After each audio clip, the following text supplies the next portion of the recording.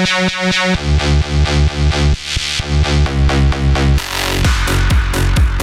Sunday night here on RaceSpotTV, and that means one thing: it's time for Skip Barber 2K World Cup. It is time for Sunday night skippies as we head ourselves to Lime Rock Park for round number 2 of the championship. Our coverage will start in just one moment's time.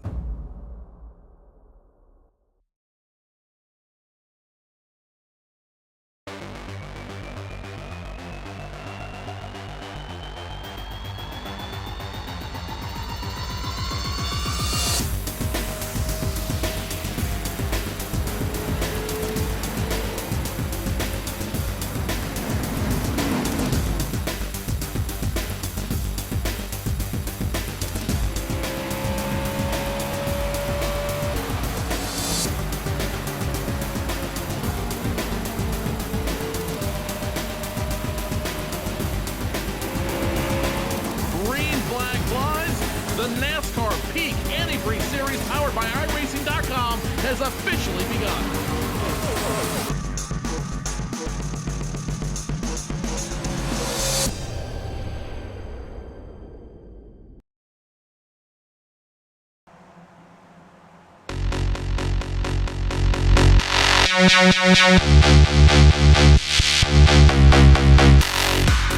Well, good evening, ladies and gentlemen. Welcome to Sunday night here on RaceSpotTV, and as we know, that means it is time for the Skip Barber 2K World Cup. We're going to go and show you the action immediately. We are here at Lime Rock Park. Drivers are already in qualifying mode. It is a very short lap here, so that means that we'll get ourselves some times in the books in literally 50 seconds from now.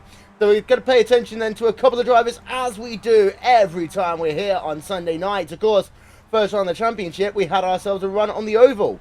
Now we go back to the road course, just like the series was always meant to be, as we ride ourselves along board with Arden de Verde in the number 5 car. He's going to head himself down in towards the second to last corner. You can see almost flat out, just a little bit of lifting, tiny dab with the brakes there, into the final corner. Let's into the engine notes.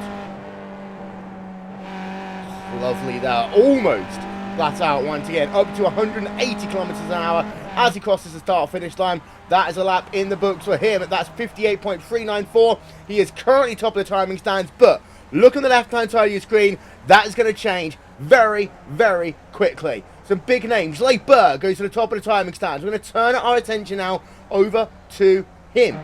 There we are, Philippe Barber in the number 2 machine. Of course, he was the runner-up in the championship last year, looking for a little bit more luck this season as he now heads himself back end of the racetrack. And I'll tell you what, Adam, Barber holding onto that car through Sector 1.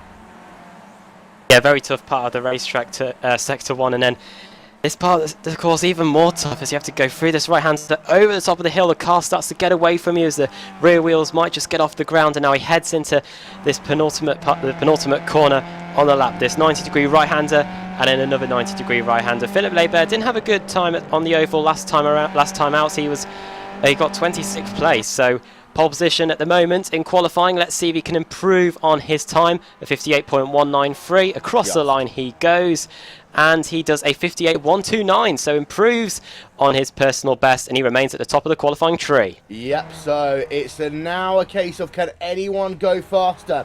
We've got the driver of Clark Williams up into P2. He can't take anything away, so Williams up into second place. Let's see what Matt Defoe and Paul Grillo can do. There is Grillo. We know he can be strong at this racetrack. The number 38 car riding along board of him then. Up the hill he comes. Grillo hanging that car out as he works himself up the hill. It's actually very easy to bin your lap at that section of the racetrack. Atenides up into P4, seat still in third. It looks like his qualifying is done for the day. Grillo is actually a lot further down than what we would expect him normally to be. With the number 38 car then heading himself out the final corner. Can he improve on his time? He's down at P number 17 as he works himself past the start finish line. You know what? Actually, no, he can't improve at all. P9, yes, he can improve. I'll take that back. P number 9 there. But it looks as though this could well be all for Labour here today. Pretty much all the drivers have now done their laps. You're just having a look there. Jose Manuel Esteban, who's coming on towards pit road. Then you've got Duncan Coppedge as well. Coppedge, will he be able to go faster? Oh, it's in P number 30. That is both of his laps done. That's very slow for Duncan Coppedge, actually. We normally expect to see him somewhere inside the top 15, Adam. Yeah, not good qualifying from him. After all, he did get 27th in practice and 25th in qualifying, so that doesn't seem like he's managed to improve on his practice pace at all. But as you were saying about Paul Grillo, he was fastest in the practice session we had earlier on today, so I'm surprised why he's just inside the top 10 in 9th position. That's very odd. Yeah, our aerial coverage here today is brought to you by And One Design. They are the official graphics partner of RaceSpotTV. Caution lights are on, gridding is commencing, and here is a look at your starting grid for tonight's event. With Philippe Labour on pole position, almost a 10th faster than his competition of Clark Williams. Greg Zeitz is in third. Raheem Atenides, he is in the 4th spot. Then you got Lewis Quintana and Christopher Crome in row number 3. Tuan Tran in P7 with Orion Bonnet in P number 8. You head on back. Grillo 9th. Raybot Subran in 10th. Peter Clayson, Argent de Verde, they are row number 6. Ricardo Ferrer, Dave Stefani in row 7. Eunice Purka, Matt Defoe, they are row number 8. With Frank Winter, Uranor Lampi, Rich Jones, and Colin Van Ram rounding out your top 20. Note, top 20 drivers separated by just 4/10 of a second. There you can see then a look at the drivers towards the rear of the field. 34 drivers. We're taking the start here. 33 of them set themselves a qualifying time. Only one didn't. As you can see now, we are gridding. It's going to be a long race in terms of lap count. For those of you who are new to the series, don't forget, every single race we will have ourselves a pit stop. These drivers are fuel limited. That means that they will have to make one pit stop. And on this track, that could well be interesting when they make the pit stop, because of the fact that track position could well be everything. This is not like what you see at some racetracks where you're going to see free-ride racing the entire race. This is a slow, technical track by some standards. It's very narrow here. As we're having a look there, TNT Racing's Philippe Labour, of course, in the off-season, he has moved now to TNT Racing. So Philippe Labour got himself a slightly new colour scheme because of it. Still maintaining the classic yellow and black that we know from that driver, however.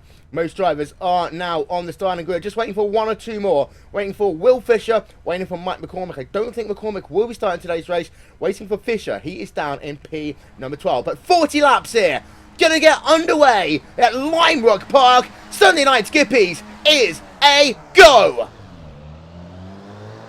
Good start then by the drivers as they come down in towards turn one. A very good start by your pole position driver of Philippe Labour. In towards that first corner they come. Now this is where things can get a little bit messy into this first couple of corners. You need to make sure that you hold your line. We've got one driver pushed off wide already. Going to get an update as to who that is. We've got contact as well. Oh, big trouble on the racetrack. Yeah, loads of cars Caution will off. be out for that one, surely. No safety car thrown yet. Everyone just trying to work their way around. Ryan Devlin off as well in the 17 car. He's just getting back on the racetrack. Loads of other cars having to go through the grass as well. But somehow, we will escape without having to throw that caution flag. Yeah, there you can see one of the drivers in that mix. So it's David and Stefanini. As we're just going to try and get ourselves a look at that one once this race has settled down. And normally, we would have got ourselves a replay. Matt Defoe is on pit road. He is out of this event, but you can see Philippe Labour. We're going to have a look from the rear of him. Passed off in his own car off the racetrack. Oh, what a slide that is. You can just see it. And now he's going to clobber the wall. Who was that, Adam? I think that was Atenides, was it? Yeah, it was for him, Antonides. It looked like he'd saved it, but then he just got onto the grass on the other side of the racetrack and clouted the Armco barrier. He's heading his way through turn one now, just trying to see if he's got any damage on the car. I think it looks like he's escaped without too much damage. He's wiggling the car from side to side just to see if he's got any suspension damage, but yeah, scary moment there for Antonides. I tell you what, I am just going to have a look to see how awesome this is. This is Antonides, 1-2-2 car. Look at the back end, he's going to step out as he pushes wide. He's going to swiggle it, he's going to wiggle it a little bit more, going to swerve that car. He tries to hold on, catches the grass again. He does clobber the barrier, but he hits it side on. We'll try and figure out how much damage. He's actually still in P number 12, so not bad for him so far in this event. But it's Barber from Williams from Seats right now. They're your top 3 drivers, as you're going to have yourselves a second lap of this race score complete. You notice once again, though, Adam, you had yourself quite a few drivers pushing wide out of the final corner. Yeah, and we saw what happened with Antonides a lap ago. You are taking that risk of possibly losing control of the car. Battle for second unfolding as well between Clark Williams and Greg Seitz. Those two were side by side going through the first corner. However, they somehow have managed to sort each other out. Quite a few cars in this queue. We've got about nine cars. Yeah, 9 cars in this lead group. And because of how quick this circuit is, it's going to be very hard for any of these guys to break away. Yeah, and one thing that's going to be worth noting is that if you've got the raw pace, expect them onto pit road early. It's the widest pit window that we will see all season long because it's a 40-lap race, and that's Barber very wide in the second to last corner. Barber somehow able to hold on, but Barber almost had a catastrophe from the race lead. And I'll tell you what, if he was to have wrecked there, that would have been a 5-car pile-up easily. Yeah, there's just no runoff area, and when you hit that tyre barrier there, there's only one place you're going to go, and that's back into oncoming traffic. And yeah, that would have been a huge incident for Philippe Barber, who needs to try and get a win here to move back up the championship standings after not having a good race at the Oval last time around. Yeah, of course. Don't forget, there are 4 drop weeks in this series, so essentially your best 8 races out of 12 will be counted. Gonna have a look down the field a little bit. It's all crazy here today. Give you an update on drivers out of the race or scored laps down. You've got Mike McCormick out, Matt Defoe out, Fahim Antonides has been on pit road. You've also had Ricardo Ferrer, Rich Jones, Fabot Subram and Jonas Purica. They were involved, Adam, in the first lap wreck. As we're having a look down, nice little scrap going on, rear end of your top 15. Yes, indeed. Yeah, they're just heading their way through the penultimate corner now. This is like the second group of cars we've got on the racetrack. One battle I'm focusing on is Will Fisher and Jan Laprovot in 14th and 15th position. Laprovot, I think, is leading the standings heading into this race meeting. Yeah, he is, after winning at the Oval last time around, so he'll be trying to hope that he can maintain his championship lead. However, that's probably not going to be the case at the moment. Heading themselves down into turn 1, and he's closing into onto the back. Well, Laprovot is also close to Barry Morrison as they head through turn 2, trying to set him up through here. However, it's very hard to overtake down this short back straight and into that uphill right-hander. Yeah, having a look on board then, our 360 cam is on the number 40 machine of Will Fisher. Up the hill he comes. You can actually see that. This is the difficulty about this racetrack. You've got one passing opportunity. That is down in towards turn 1. You can't make the passes there. You pretty much have to wait an entire lap to make a move again, Adam. This is not like Sonoma, where we'll go full wide the entire racetrack. This track is narrow. It's not designed, you know, for open wheel cars in some ways. It is a club track, and it does mean that you get a different type of racing to what you're sometimes used to in the Skip Barber 2K World Cup. Yeah, because in the Skip Barber, usually we see cars running 3 wide and 4 wide into corners. A few weeks ago at the Eliminator round at Monza, we saw exactly that. As down the inside goes Will Fisher down the inside. Will Fisher down the inside of Jan Laprovot. He is now through into 14th place. Laprovot down to 15th place. As you were saying, yeah, this track very narrow, and you've got to really set the guy up throughout all of these corners now, through this right-hander and down this short chute, down towards the right-hander that goes uphill over the crest. You need to make sure you stay with him here and then through the 2 corners to end the lap so you can get that run down the front straight. And if you make a mistake, if you run into the grass like Antonides did a few laps ago, as he's having to get out of the way of all of those guys, you'll end up having a bit of an incident or losing all that ground. There was one driver who was able to buck the trend there. That was Paul Grillo. He moved himself there past the driver of Christopher Chrome. He's now up into P6 on track. There you can see 3 spots gained in this event so far. So a good drive by Grillo, bucking that trend. But, of course, he is the exception to the rule. Biggest movers and shakers in the race so far. Completely away from our screen. Colin Van Ram. Now, I believe this was mainly because of the fact that he was able to cycle his way through what that crazy first lap incident was. But the number 138 car is up 9 places. He's your biggest mover in the top 10 so far here today, Adam. Yeah, up to 10th position. That's a fantastic job from him after starting in 20th. Yeah, I think he just managed to work his way through that carnage on the exit of the first hairpin, and now he's inside the top 10. So if he gets a good pit stop, he could be with that group that's further up the track and have a shot, possibly even getting inside the top 5. Still looking at the top 4 though, they're still line astern. Clark Williams, fastest lap last time around. What were the lap times as they came across the line this time? 58.280 for Barber, 58.273 for Clark Williams, and he's still latched onto the back of that TNT racing car of Barber. Yeah, it's like there's literally an imaginary piece of rope which is holding these front 4 cars together. Lap 8 of 40, we said the laps. They tick by so quickly here. They can see a top 1, 2, 3, 4, 5, 6 cars as they all cycle it through then that very difficult first sector. And after that, it gets fast. It gets very exciting. It's a track which has got 2 really defined sectors. These first couple of corners, it is, you know, technical. You've got to make sure that you keep it together there. It's more precise. And then after that, you're just basically making sure you hold on for dear life. You talked about the elevation change through turn number 5, Adam, and you know, you can mess up there. The car gets very light. In fact, we're going to ride on board with the driver of Clark Williams, and we're going to show you how this is a racetrack of 2 halves. Yes, and it's a very difficult track to set up because of that, because you've got this tight twisty section at the beginning. This is where you need the downforce so you can brake hard at the end of that long front straight, and then through this left and right section, the S's, and then this is when the car you don't need the downforce, so you can open the car up through this fast section of the racetrack, down this back straight into the right-hander, going up the hill. Barber just made a little bit of a mistake. They nearly put a few wheels into the grass, and then you head into this double 90-degree right-handers to end the lap. Yep, Clark Williams, they can see in P number 2. So just having a look behind, you can see down the hill, you've got yourself another difficult corner. You can notice as well that Christopher Crone was taking quite a lot of the grass on the outside of the second to last corner. When people do that, they hug that white line to help the car turn just a little bit. It is a matter of inches. You see, actually, Crone's just being passed there by Arjun Dever. That is down in towards turn number 1, moving himself up, or moving himself down 1 position, as Brooks Layette and Jan Laparette, they're going side by side in towards turn number 1. The number 19 machine of Layette there is going to lose actually 2 positions. It's going to be hung out to dry in turn number 1. That's the number 14 machine now. He's going side by side of him through the second corner. And in fact, Layette will just about capitalise and be the winner of that one. And that was Will Fisher and the number 40 car, who's now back in P number 17.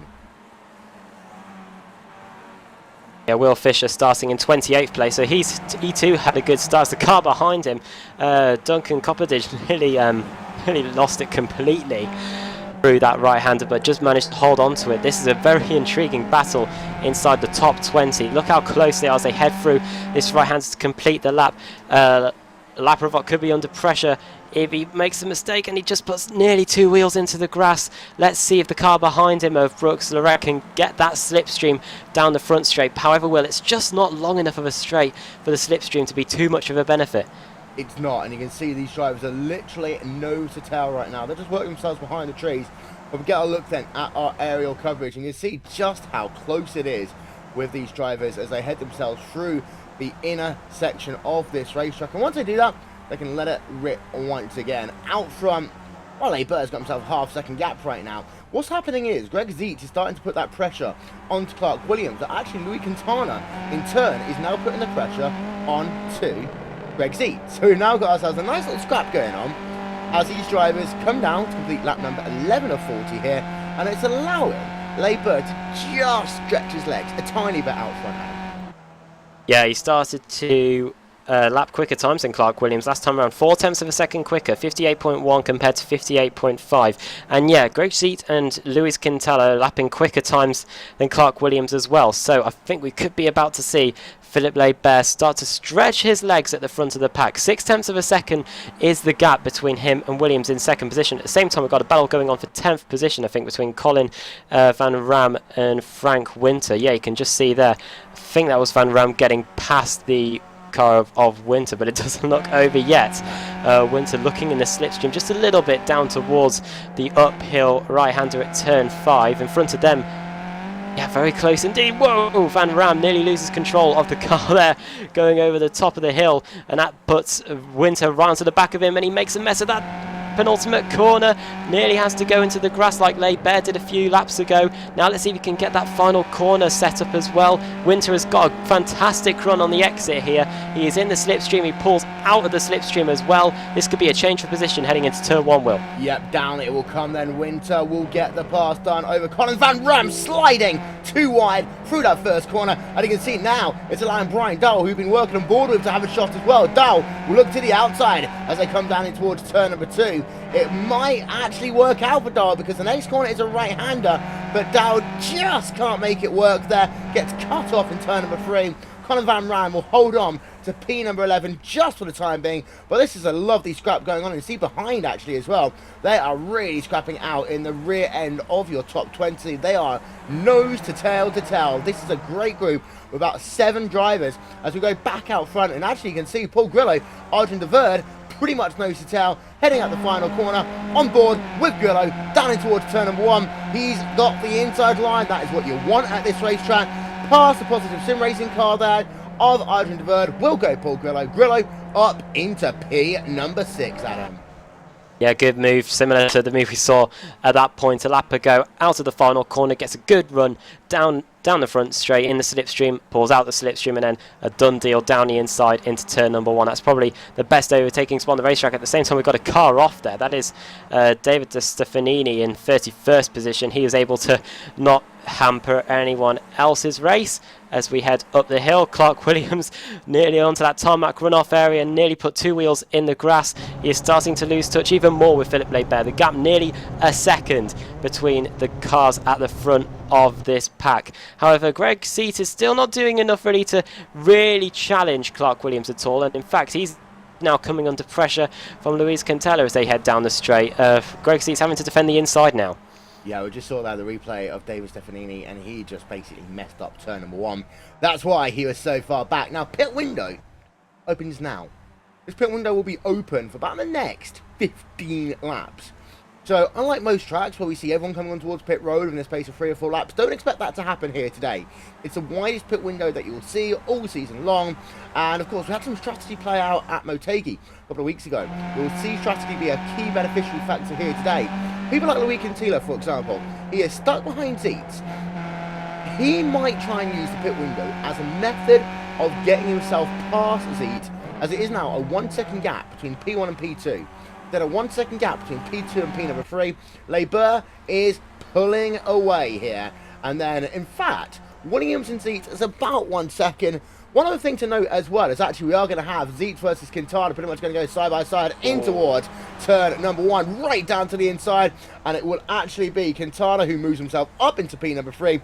They're going to be too wide in towards turn number 1. And actually, number 132 of Zeet will try and hold it together on the outside. Wasn't able to do so. You know what? That cost them 4 tenths of a second in 1 corner, Adam. Yeah, Zeet just left enough space for Quintana to get down the inside. And that was a fantastic bit of racing there between those two. And yeah, that outside line can sometimes work. We see in other series like the Mazda MX-5 cover, completely different cars to this, of course, where the outside line can help you through those first few corners. But in the Skip Barber car, I don't think Seat was able to get enough momentum through there to try and get that position back. Sheet's now having to hold on from Chuan Tran in 5th position.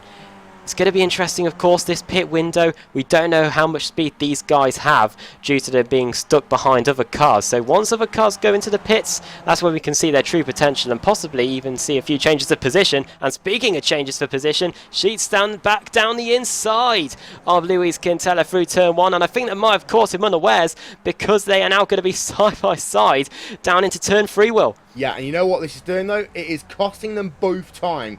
There is the gap now between Greg Zeet and Luis Quintana. Now, last time by, Quintana was 2 tenths per second faster.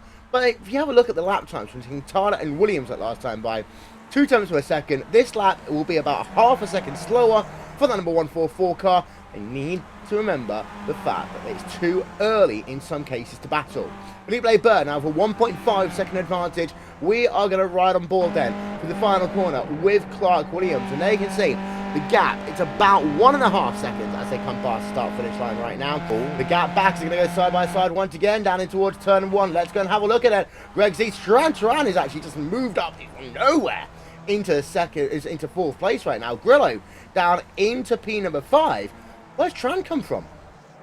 Yeah, Tran's just come out of nowhere, and I think that's because Quintella, I think, has made his pit stop, so he's in pit lane and is making his compulsory pit stop already, the first of the races to blink, really. And that's quite interesting. See how this strategy plays out. Tran now into 4th position on the racetrack and could be setting his sights on a podium. He's got Greg Seats in front of him, and once he gets past him, he'll be in those podium positions. Let's see what lap times he can do now, as he's got just a little bit of a buffer to Seats in front. You can see if he can put the hammer down.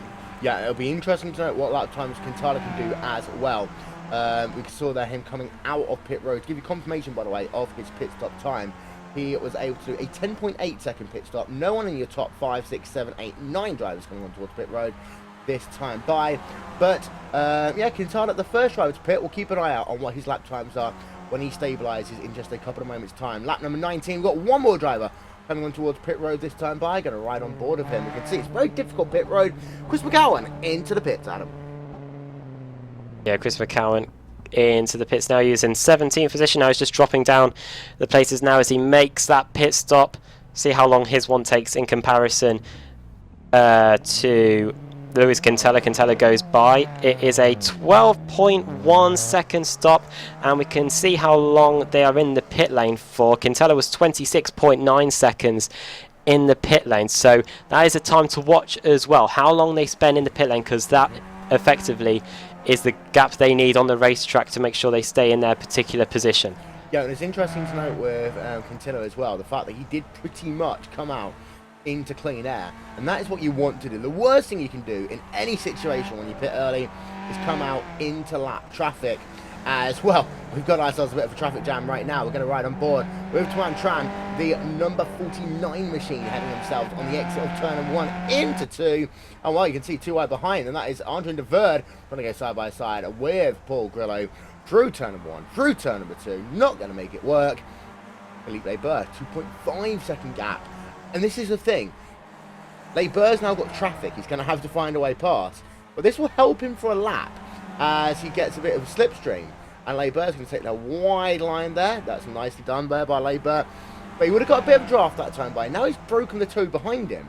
You can see he's stretching his legs. He actually did a 57.938 last time by, pushing wide, very wide out the final corner.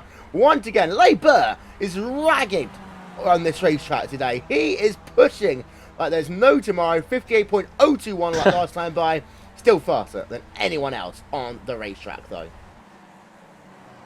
Yeah, that was fantastic to see from Leiber. It only affected his lap time by 1/10 of a second. That shows you he's putting in the laps now, trying to build that advantage, that buffer, so that he can make a pit stop and not have to worry about challenging Clark Williams. The gap between them, 2.5, as they are now on lap number 21. So just half distance in this race, 40-lap race, and Philip Leiber has led every single lap so far. No one else has pitted yet apart from Quintella, Jonas Bakker and Subarand in 23rd, Will Fisher, Chris McGowan, Rich Jones, Johan Nora Lampi, Peter Klassen, Ryan Devlin, Ricardo Faria, who was up at the front of the pack in the Eliminator race a few weeks ago, and David Stefanini. Yeah, just having a look. This is down in your mid-pack with Chris McGowan and Will Fisher. Drivers here have made pit stops. But back in this middle pack, 2 wide once again in towards turn 1. That's the number 17 machine there. He was all forms of sideways in towards that first corner. Well, we've got ourselves a nice little scrap going on as that number 17 car, just having a look, you can see him down here. But drivers are still pushing along as they work themselves through those first couple of corners once again.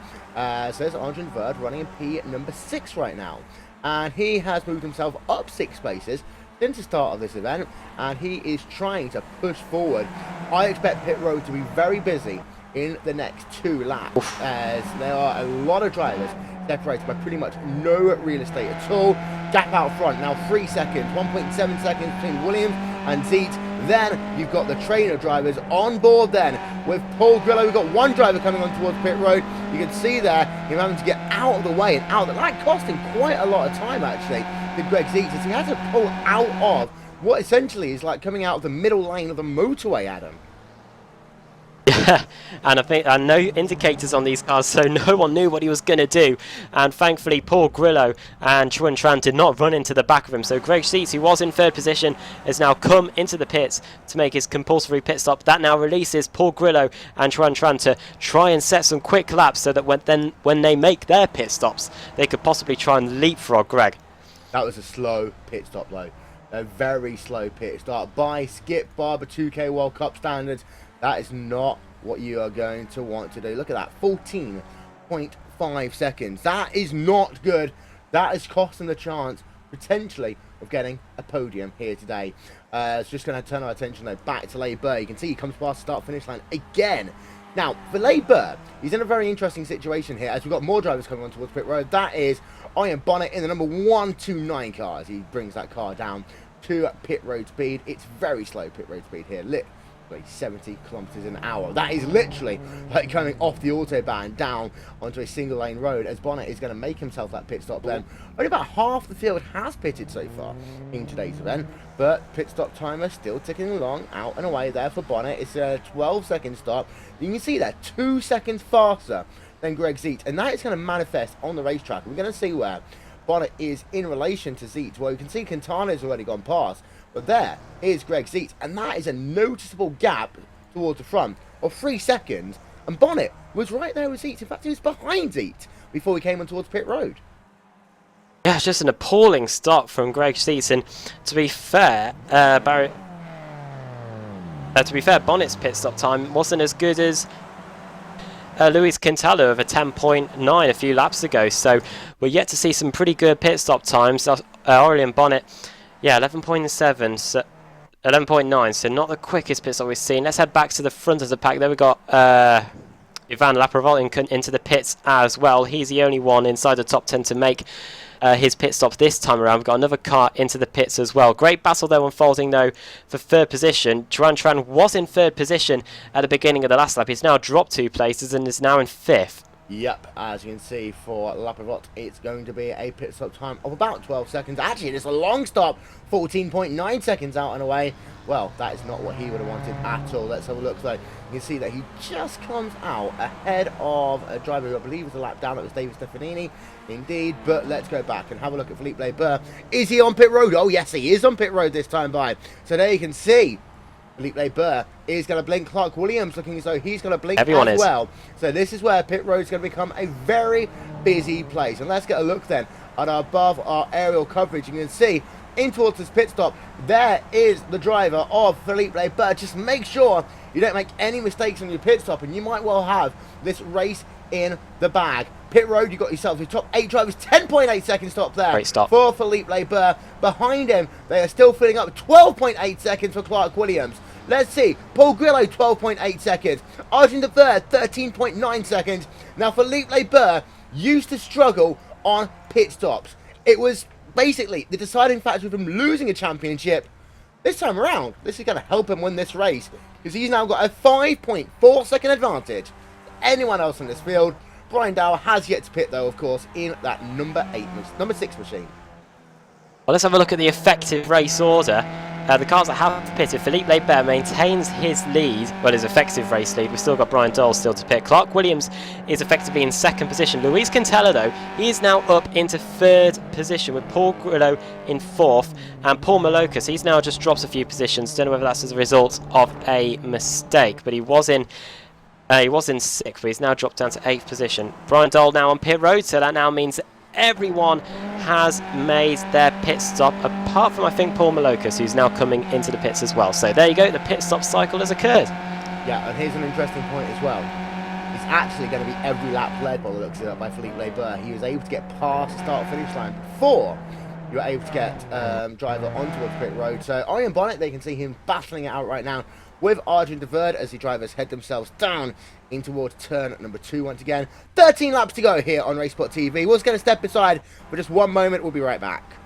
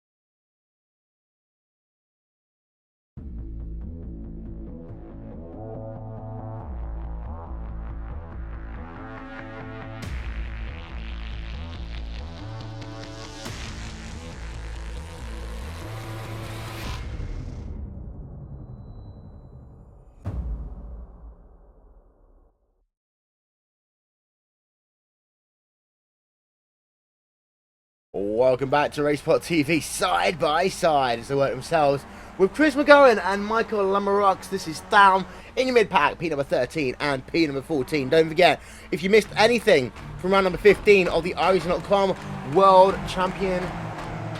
I'm just going to start that again. Don't forget, ladies and gentlemen, if you missed anything from the 15th round of the RaceSpot.com World Championship Grand Prix Series, you can catch it on iRacing Live. And also on twitch.tv/RaceSpotTV as Gregor Hutu became a 5-time world champion. Incredible performance by Hutu. He didn't win the race, but he did win the championship. 29 out of 40 we score complete this time by Will Fisher. Chris McGowan still going to go side by side in towards turn 1. 53-40 side by side. You've got a little bit more racing going on behind as well. And of course, now our pit stop is out of the way, these guys are going to get a lot more feistier because they know exactly who they're battling with and they know really what they can actually achieve out of this event, Adam. Yeah, and we're seeing it straight away here. Chris McGowan, Will Fisher and Michael Lamoureux, they're all going at it. Nearly 3 wide down this short straight towards the right-hander. All managed to sort it out, all get back single file as we head over the top of the hill. Ryan Devlin's just headed back to the pits as well, so I don't know whether he's just had sustained a problem through the penultimate corner though, and look how wide Will Fisher goes, nearly hits a tyre barrier. That allows Lamoureux to get down the inside, but he might have a poor line as he has to go down the inside. Now here comes Ivan Laprevot down the inside, and now we're going to go 3 wide down the front straight. The bright green car on the right hand side, that is Brooks Lorette, I think, down the inside into turn 1. What's going to happen here? Still 3 wide, and Will Fisher, poor Will Fisher, has now ended up losing a ton of positions. Yeah, we've been having a look there from our 360 camera of Michael Lamoureux, but they are 2 wide, 2 deep. In they come then towards turn number 2 on track, and you can see, well, these drivers are getting a lot feistier in this mid-pack because, well, they have to. They know that this race will be won and lost now on the racetrack. They can't rely on pit road. They're going to try and go 2 wide as they work themselves up the hill. That's not going to work. Will Fisher, in desperation mode, almost had Brooks Layette looking down to his inside as they came down in towards turn number 5. In fact, Layette is going to look down his inside in towards second to last corner. No, he won't. Not just yet. But let's go forward a little bit. Let's have a look at Paul Grillo, Lewis Quintana, Clark Williams, P4, 3 and 2 on the racetrack. This is now a battle for best of the rest because, well, this is something we don't often see in Skippy 2K World Cup action. A driver with a 6.4 second lead, we don't see it. We barely ever see a gap above 5 seconds at all, unless there's an incident. Philippe Leber, he's dominated this race.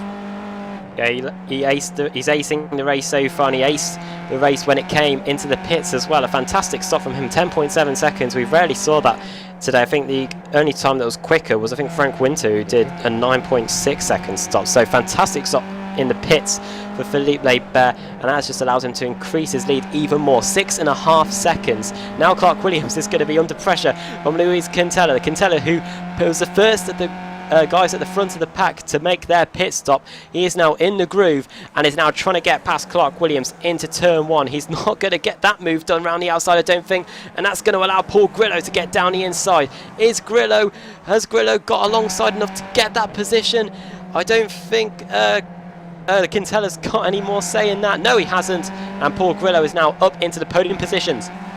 Yep, so we're down to less than 10 laps to go, but this race will get feisty between here and Race's End, and there you can see battles going on. You can see behind you got Greg Zeet as well, and this pack in the mid part, they are mighty close. So just going to turn our attention back to Lambrux, McGarren, Lapavet, etc. battle. There you can see how close it is, but still, Paul Grillo, let's see what he can do as we're going to ride on board of him then out the final corner. And there's an interesting point.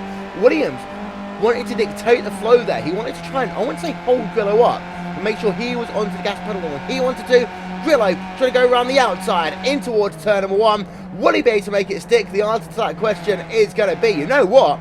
Actually, he was going to have a go, but no, he can't. Grillo still side by side there with Williams. Exit turn number 1. And, well, that's going to be Williams' corner down into the second turn. And the outside of turn 1 is just so difficult, Adam. Yeah, great commitment, though, from Paul Grillo around the outside.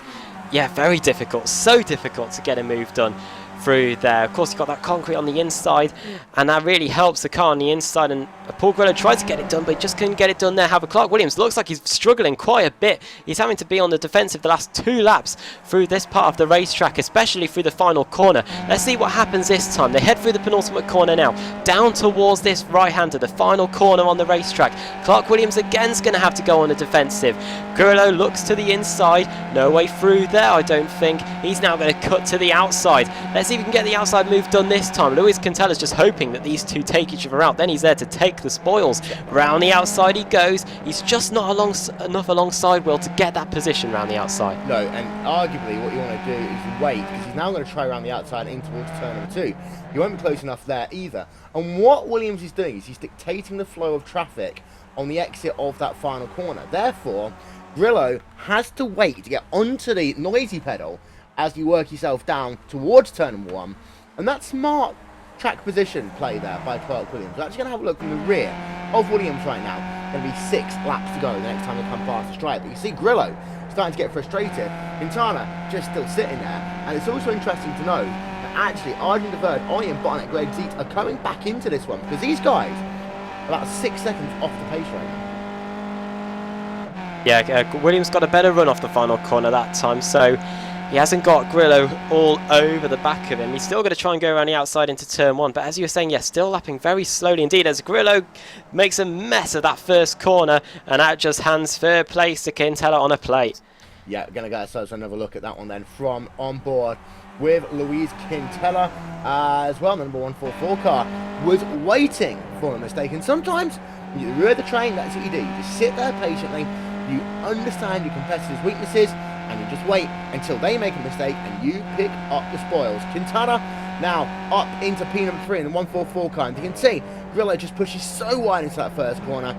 It was always going to be easy pickings for the number 144 machine. Pretty much nailed it through turn number 1. Had to play a bit of defense into turn 2. When all was said and done, easy job by him. He is now up into P3, and he's now going to try and have a go on Clark Williams in towards turn number 1. Having a look to the outside, can Quintela do what Grillo's not been able to do? In towards that first corner they come, and it looks as though it could be mighty close between these two drivers. Of course, Quintela does not want to lose position. Oh, Quintela spins it there through turn number 1, and he's just going to avoid hitting the barriers. But this is going to cost him basically 10 positions easily, because he's going to be so careful getting back onto the racetrack. Louis Quintela just catching a white line there, and Adam, that's all it takes. The outside line, we talk about it being treacherous. He's just made it a 2-horse race for P2 and P3. And of course, we've got this dynamic track surface now involved. I wouldn't be surprised if the fact that he got hung out to dry so much, there was just no grip, and he ended up going into the grass. 2 wheels on the grass was all it took for him, and the car spun around. Luckily, he didn't take out Paul Grillo, who was just trying to get past him at the same time. So yeah, Luis Quintela, after making that early pit stop, it seemed to be paying off for him. A second place was in the offerings, but now he's down to 9th place. Look at how close Grillo! Oh, Grillo touching there with Clark Williams in towards turn number 1. And Grillo literally made side-by-side contact. Now, I want to explain the reason why those two were running so close. Grillo wanted to side draft in towards turn number 1. He pushed just a little bit too hard. But I want to explain the lap times here as well. Look at that. 58.3 for Grillo, 58.0 for Ollie and Bonnet. That gap is now just 1.5 seconds. Neither of these two will get a podium if they're not careful. Bonnet and De Verde have been smart here. They just stayed nose to tail. They've allowed the race to come back to them. And now the number 129 car and number 5 car are in the mix. Less than 5 laps to go, Adam. Yeah, I think Clark Williams has sensed this. He's starting to up the pace. He's been taking those corners a lot like he was at the beginning of the race. He's not dictating the racing line and the pace as much as he wanted, but now he's under pressure again from Paul Grillo. He just hasn't got that final corner right as we head down the front straight. Paul Grillo will try and get that side draft off him once again. He's not as alongside as he wants to be.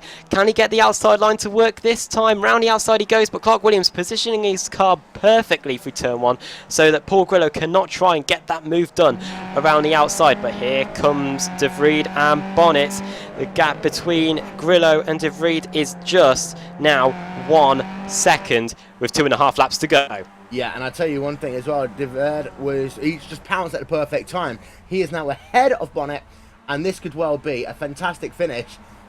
Unless you're Philippe Labert, you're 10 seconds ahead of the competition. That's incredible. On a lap that's only 58 seconds long, Philippe Labert has been dominant here today, but realistically, if you're Grillo, this is where you've got to start getting aggressive, because you know come the final lap, Williams will be on ultra defense mode.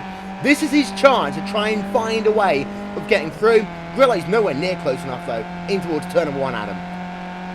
Yeah, he tried to get a move done into turn 6 at the top of the hill, but I think that just ruined his momentum through the final 2 corners, and now he's got to get it all done again as we're on the penultimate lap of the race. Try and set him up through here. Look how close he is now to the back of Williams. At the same time, Christopher Crone has just managed to get past Tran Tranafink. That's a battle for 7th place on the racetrack, but now through the S's and down the back straight.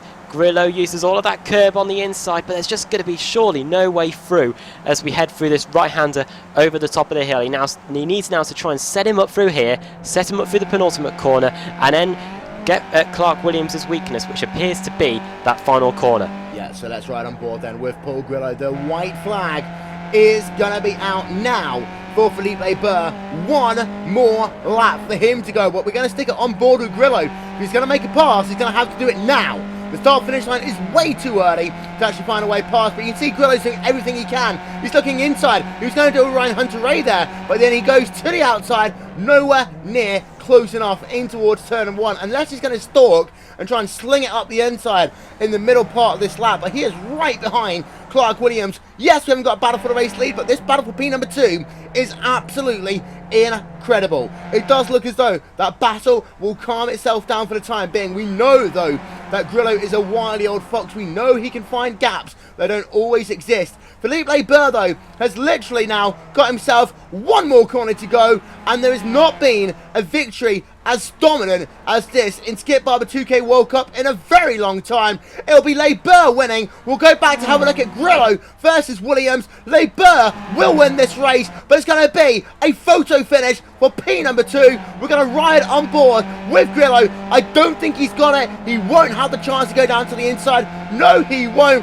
Williams will claim 2nd place. Grillo will claim 3rd. Not by much, I tell you that one. But Philippe Labert, have you ever seen a victory as dominant as that at Limewater Park, Adam? I don't think I ever have. No, I've never seen a victory that dominant in Skip Barber series at all, neither in this or in the UK and Ireland series. 11.6 seconds. He just had the pace from qualifying, and as soon as the race got underway, he was able to slowly pull away from the slips and disturb the slipstream of Clark Williams in 2nd place, get to that pit stop. Quick time, 10.6 seconds in the pits, able to pull away even more to get that 11-second lead by the time the checkered flag came out. 11 seconds, fantastic job from Labert and fantastic job from Clark Williams to withstand the pressure from Paul Grillo in that latter part of the race.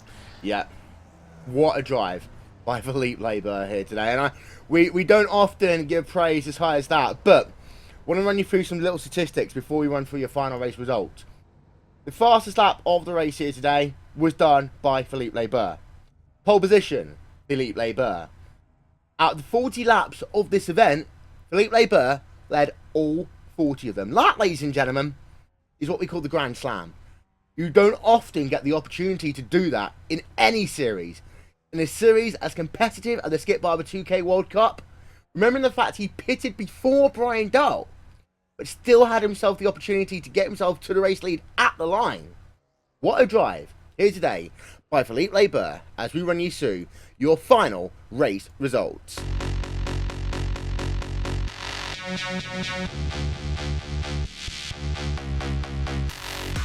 Quite simply, it was domination here today by the number 2 car of Philippe Barber, claiming victory by 11.6 seconds over Clark Williams. So Williams and Grillo, it was only 6/100ths of a second at the line. Williams able to play defense, and he was able to hold Paul Grillo to 3rd place on the podium. Odin de Verde in P number 4 with Greg Zietz running at your top 5. The very, very slow pit stop there for Zietz put chance of him going to the podium. And Lewis Quintilla, of course, he had himself that spin with 5 laps to go. He was in 9th. And then Colin Van Ram rounding out your out of the window. Ian Bonnet in P6. Tran in P7. Christopher Chrome in 8th. Lewis Quintilla, of course, he had himself that spin with 5 laps to go. He was in 9th. And then Colin Van Ram rounding out your top 10. Head on back. Mikel Lamaroux in 11th with Barry Morrison in 12th. Chris McGowan in 13th and Jan Lapovette in 14th.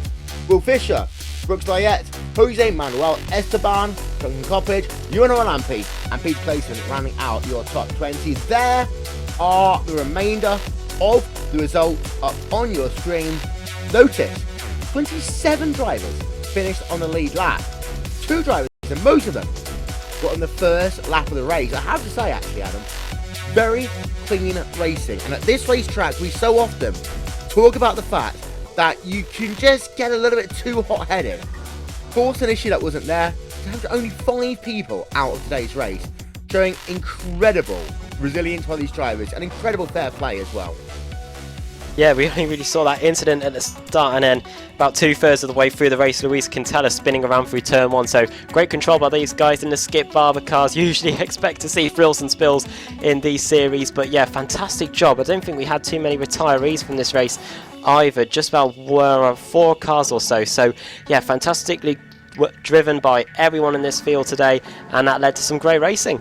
Yeah, we're going to get ourselves a replay of the start of this event.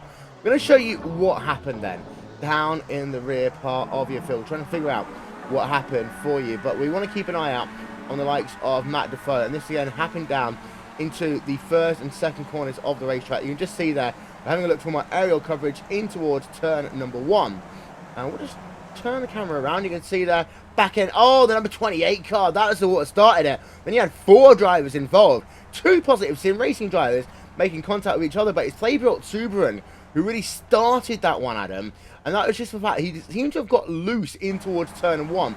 I'm not sure whether he was helped around. Having a look on the replay now with he did get helped around, and then that's what started this huge chain reaction, and that is why we had, well, 5 drivers out of the race on lap number 1. Yeah, Peter Klassen turning him around, and then 4 cars all getting turned around there. Who else was involved? We had Pete Klassen, Rich Jones, Ricardo Farrier as well. He sustained quite a bit of damage there. 1 car going over the top of his car, I think. So, yeah, only 4 cars sustaining that terminal damage. But yeah, getting turned around in the first corner, that was always going to happen with him going around the outside. Yep, but we did get ourselves green the entire way. That was very important, I think, for Philippe Barber. He was able to claim victory as a consequence of that. Philippe Barber, I don't think this is something that I can say often in the Skip Barber UK World Cup, but not only congratulations on the win, congratulations on the Grand Slam. Yeah, thank you. It was a great race. I was feeling good all week on this track, and it's one of my favorites. So, yeah, at first it was hard draft from Clark, but slowly I could pull away, and once I had 1 second, it was until the finish. Nothing major happened. I don't know what happened in the back, but it was yeah, easy. But I had to stay focused because the smallest mistake can cost you half a second, and then the guys catch your draft again, and you have to do it all over again. So, but I'm happy. Talk about mistakes. You almost made a one on lap number 2, actually. Getting all 4 wheels off onto the grass on that second to last corner. We have seen 1 or 2 people actually bin their race cars at the final corner and the second to last corner today.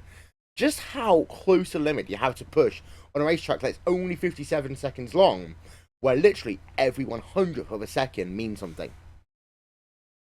You have to be on the limit, like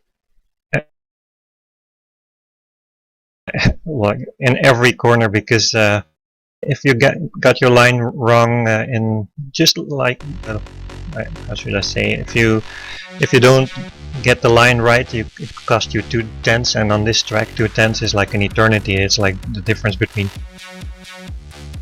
P1 and P20. So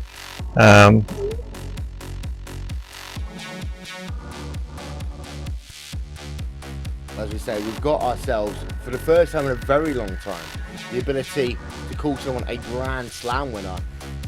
After a disappointment at Motegi a week ago, do you think now that you can think for the first time, you know what, maybe, just maybe, I can fight for a championship?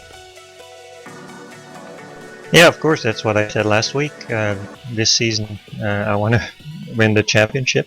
I'm gonna do my best, and I'm off to a good start. Last week was more like a lottery because of the oval. Nobody's is used to that, and me neither. So it was a lottery, and it's just a drop week for me. Well, congratulations, Philippe Barber, claiming a dominant victory here today. Adam Barber stood by it with Arjen de Verde. Came home in P number 4. Very close, though, to getting a podium, especially with the Williams and Grillo battle going right down to the wire, and those 2 drivers going so slowly, Adam. Yeah, Arjen, good job on your 4th position. However, in the closing stages, you were getting ever closer to Paul Grillo and Clark Williams. Do you think if you had just a few more laps, you would have been able to have got to them and possibly challenged for a podium? Yeah, thanks. I think so. I had quite some good pace. I just set the fastest lap, so should be possible.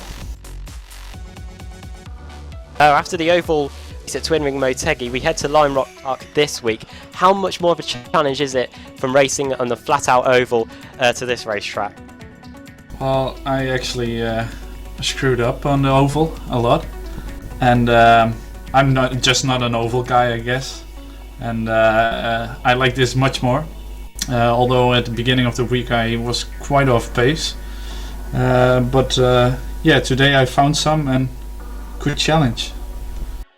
Next week, after Lime Rock Park, we head to Phillip Island in Australia.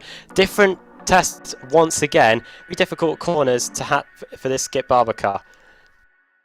Yeah, it is, but I won there last season, and I'm going there with good confidence. I picked up some speed over this season, and I hope I can challenge Philippe for the championship this season. Okay, congratulations on a 4th position after all, starting 12th on the grid. Great comeback through the field. We'll see you at the next race meeting at Phillip Island. Thank you. And now we've got Iron Bonnet here for TNT Racing as well, coming home P number 5. Now, not a bad race for you at all there, Iron. You were able to survive the craziness of the lap number 1. We were in contention pretty much all race long. Could have actually got yourself a podium if Williams and Grillo decided they wanted to fight anymore. Overall, good race for you.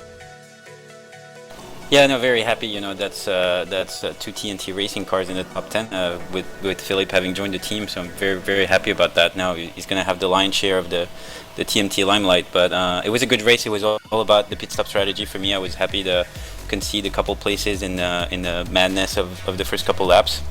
I went backwards a little bit. Arjen actually climbed up really nicely, and I decided to pit just a couple laps earlier before the end of the window, and I went from I think P9 to P5. Then I took Arjen's wake. I was trying to protect the fact that the guys behind were coming back pretty strongly on us, and we were trying to chase the guys in front. Unfortunately, spotted with just out of fuel in the last half of the last lap. So I lost a little bit of time there. I couldn't quite challenge to the finish line, but it was a really nice race. Very happy with P10 with the top 10 finish. I was going to say, you got yourself a good finish overall here today. Had a nice little battle as well throughout with Arjen de Verde and of course with Grillo and Williams as well. But how difficult was it to actually overtake at this track, and how frustrating is it if you do lose positions at the start? think overtaking is not that hard. There are a couple of spots, and particularly, in the main straight, the difficulty is not so much in overtaking, but overtaking with the confidence that you're not going to lose too much pace compared to the guys in front. The guys in front of you are actually cooperating together. They could pull away pretty fast. So it's all about getting a good feeling. I think Arjen and I swapped position a few times without losing too much time, and at the same time I was trying to protect my place from the guys coming back behind. Well, congratulations on a top 10 finish here today. And Adam, final thought. We always talk about, oval races being a lottery. When you come back to the road course, especially a track like this, it's never a lottery. But if you can actually dominate in the way that Labour has actually done here today, you start thinking, can he go and get his first championship? More importantly, how scared must everyone else be right now? Yeah, I'm sure everyone will be getting their act together for the next race at Phillip Island. We've got similar racetracks coming up, really. We've got Road Atlanta, pretty similar to Lime Rock Park, just as narrow, really, and very hard to get overtakes done. Then Virginia International Raceway, completely different test again.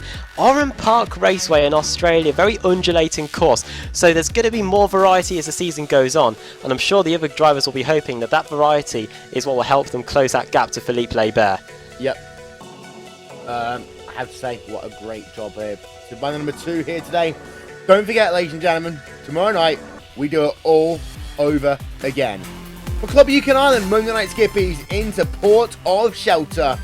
It happens every Monday night.